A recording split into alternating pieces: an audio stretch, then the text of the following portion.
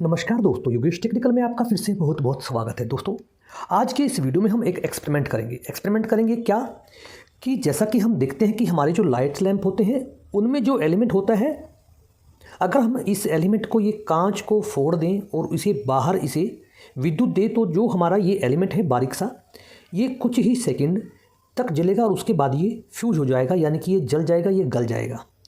तो इसे एक प्रोटेक्शन दी गई है हमारे इस आवरण की, जो कि कांच का है और इसमें अंदर एक गैस होती है जो नॉर्मली एरागोन गैस होती है, लेकिन हमारे कई लैब में जो थोड़े से कॉस्टली होते हैं उनमें हीलियम और नियोन नाइट्रोजन का भी इस्तेमाल होता है। लेकिन अगर हम हमारे इन हीटर एलिमेंट को देखें तो इन पर कोई असर नहीं होता हमारे इस ओपन वातावरण का। जैसे हमारी ये कांच की ट्यूब है, इसके अंदर भी हमारा यही एलिमेंट होता है, ये भी काफ़ी दिनों तक चलता है, ये भी जल्दी से मेल्ट नहीं होता। इन सब की क्या वजह है और हमारे हीटर एलिमेंट का क्या मैकेनिज्म है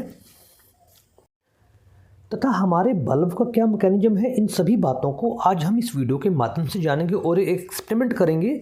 क्या हमारा ये हीटर एलिमेंट जो अभी मैं आपको दिखा रहा हूँ, अगर हम डीसी वोल्ट पर इसे चलाएंगे तो क्या ये काम करेगा, ये भी हम इस वीडियो के माध्यम से जानेंगे। तो सबसे पहले दोस्तों मैं आपको बता देना चाहता हूँ कि जो हमारा ये कांच का बल्ब है या फिर एसी वाला बल्ब है, ये तो डीसी वाला बल्ब है जो 12 वोल्ट पे चलता है, इन दोनों का मैकेनिज्म क्या है सबसे पहले हम उसके बारे में जानते हैं।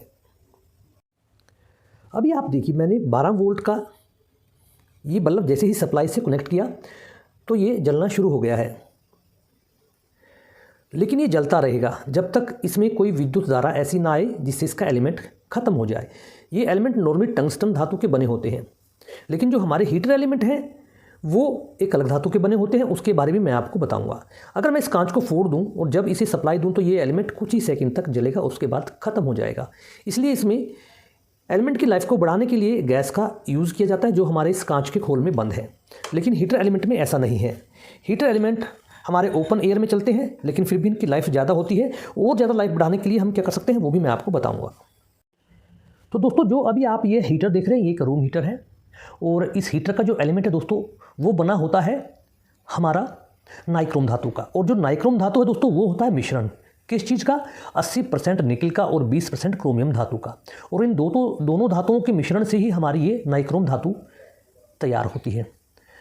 लगभग जो हमारे हीटर एलिमेंट होते हैं दोस्तों वो इन्हीं धातुओं के होते हैं, लेकिन जो हमारा ये बल्ब है दोस्तों ये टंगस्टन धातु का बना हुआ है। ये कुछ डिफरेंट मेटल है क्योंकि इसको एक सेफ्टी कवर प्रदान किया गया है, लेकिन ये जो हमारा एलिमेंट है ये हमारी ओपन एयर में ही ये जलेगा, इसलिए ये हमारा क्रोमियम धातु का है।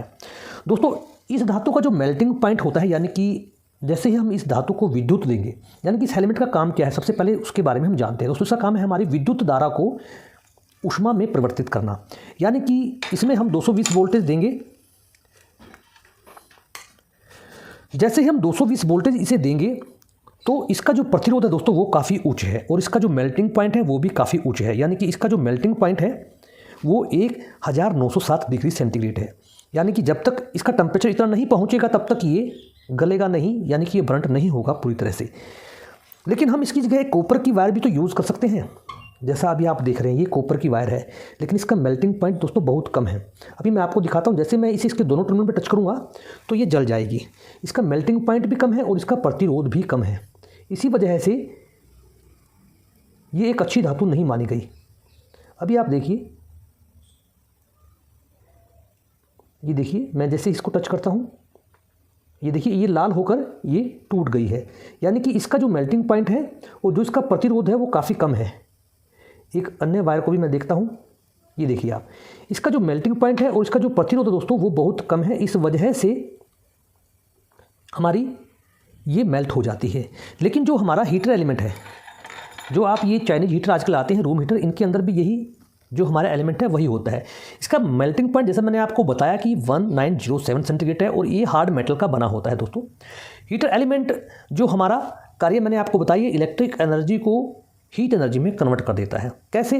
जैसे मैंने आपको बताया कि इसमें उच्च प्रतिरोध है, इस वजह से ये गर्म हो जाता है और विद्युत को ऊष्मा में परिवर्तित कर देता है। जब तक इसका तापमान 1907 सेंटीग्रेड तक ना पहुंच जाए तभी ये जलेगा, इसका गलनांक पॉइंट इतना है। लेकिन उस डिग्री तक ये नहीं जाता और हमें ऊष्मा प्रदान करता रहता है लंबे समय तक। इसकी लाइफ भी कम होती है। वो क्यों होती है वो मैं आपको बताऊंगा। इसके बारे में मैं थोड़ा आपको और एक्सप्लेन कर देता हूं ताकि इसके बारे में हम पूरी तरह से क्लियर हो जाए।